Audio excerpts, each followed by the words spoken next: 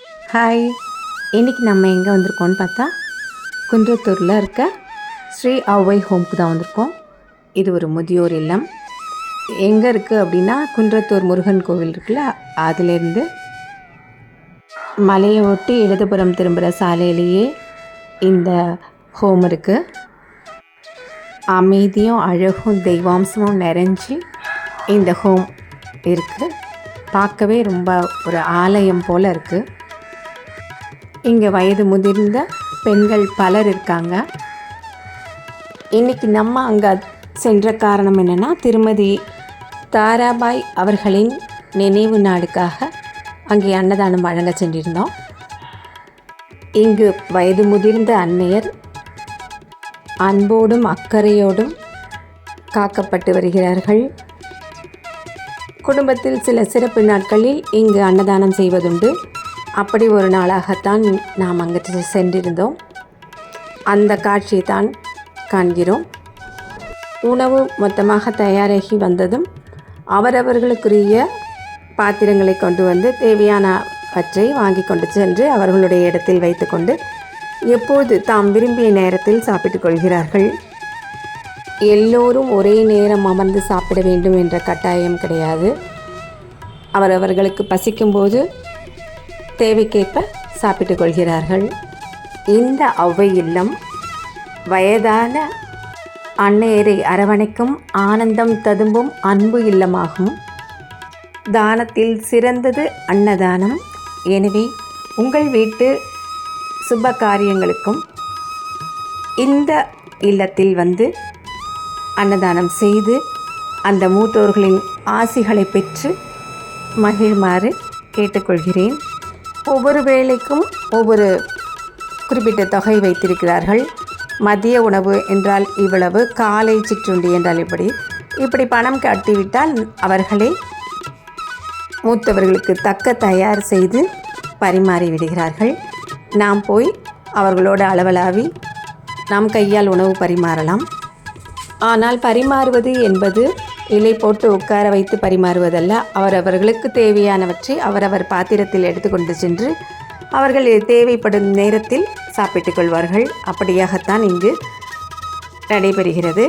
உங்களுக்கும் விருப்பம் இருந்தால் நீங்களும் இந்த அன்பு தொண்டில் உங்களை இணைத்து கொள்ளலாம். இப்போது உங்கள் பார்வைக்கு இந்த பதிவை அளிக்கிறேன். மீண்டும் சந்திப்போம். நன்றி.